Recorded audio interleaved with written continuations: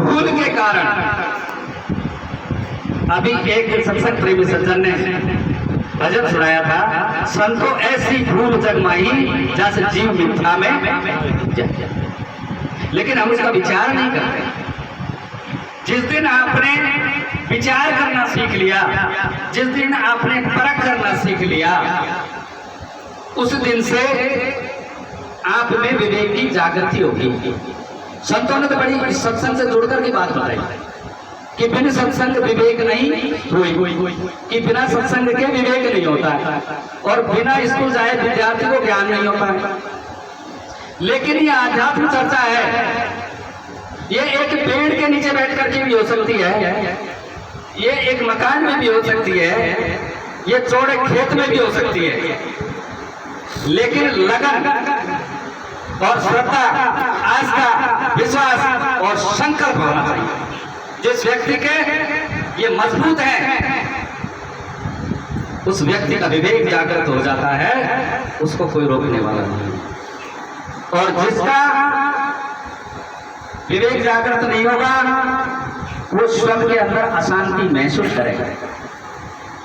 और परम सुख क्या बताया संतों ने कि गजधन, गोधन, पांच धन और रतन धन दाम, और बिना संतोष के धन सब धन धूल। सुख शांति, शांति परम सुखम, शांति ही सबसे बड़ा सुख है। आपके पास भौतिक संसार के सभी संसाधन हैं, कूलर है, फ्रिज है, डाइनिंग सेट है, सोफा सेट है, चलने के हैं, फिरने के हैं, पहनने के हैं, ओढ़ने के हैं, सारे सेट हैं। लेकिन आपका दिमाग अपसेट है। वो दिमाग सेट होने की दवा सत्संग के अंदर संत बताते हैं। वो क्या दवा है? वो है वो युक्ति, वो विचार, वो भाव, वो सेवा। लेकिन भूल किसकी? भूल इस जीव की है।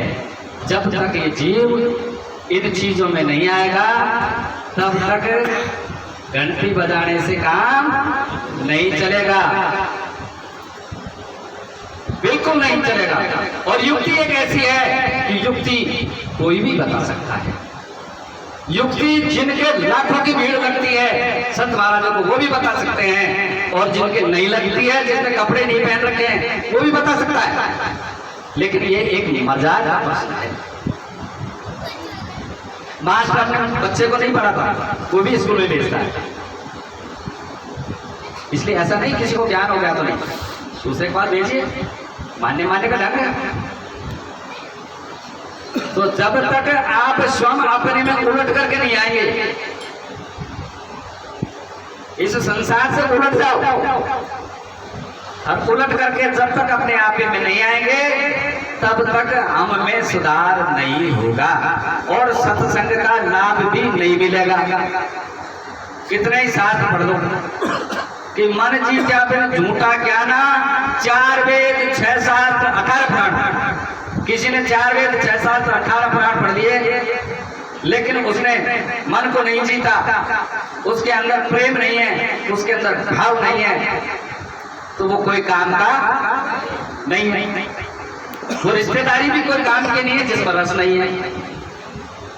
चाहे वो रिश्ता कैसा ही हो, पति पत्नी का हो, बाप बेटे का हो, मित्र का रिश्ता हो, अड़ोसी पड़ोसी का हो, संबंधियों का, जिस रिश्तेदारी में रस नहीं, जिस संबंध के अंदर रस नहीं, विष है, राग है, द्वेष है, कितने ही साथ पढ़ लेना, जीवन फीका का फीका।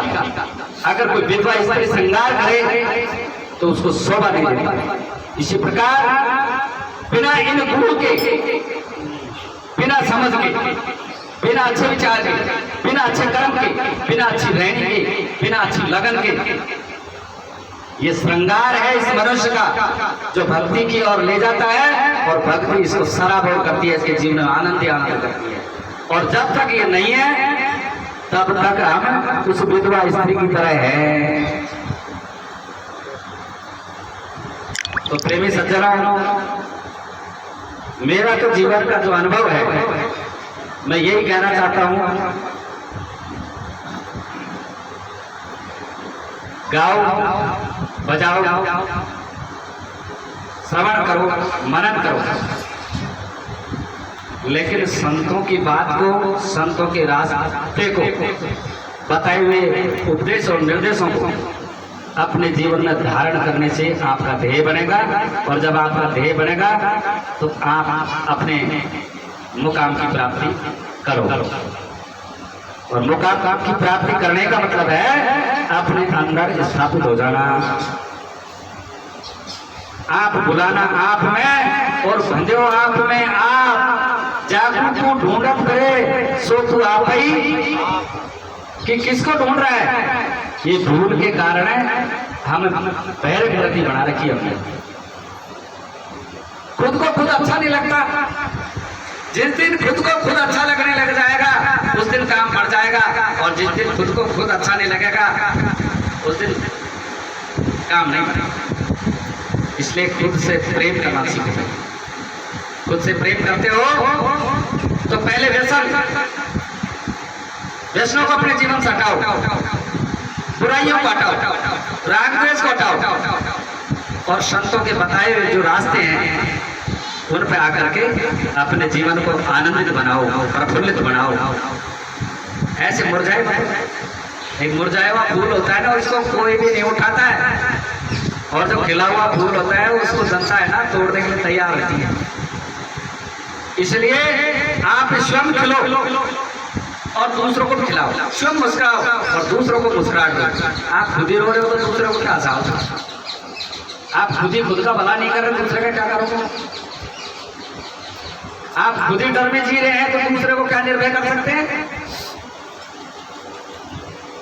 इसलिए कबीर साहब का जो ज्ञान है वो ज्ञान छोटा मोटा नहीं कि घाट से पानी सपरे ओगट भरे न कोई, ओगट है घाट कबीर का भरे सो निर्मल।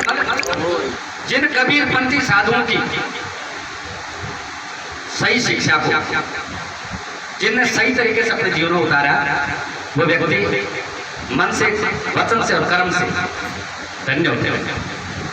और जिन्हें कबीर साहब का तो नाम लिया, कबीर साहब की वाणी गाई, लेकिन फिर भी गाँव पाकड़ को छूटा, फिर भी वो ढाक के तीर पात रहे, तो कबीर पंथी नहीं, वो कबरपंथी कहलाए अपने आप के अंदर।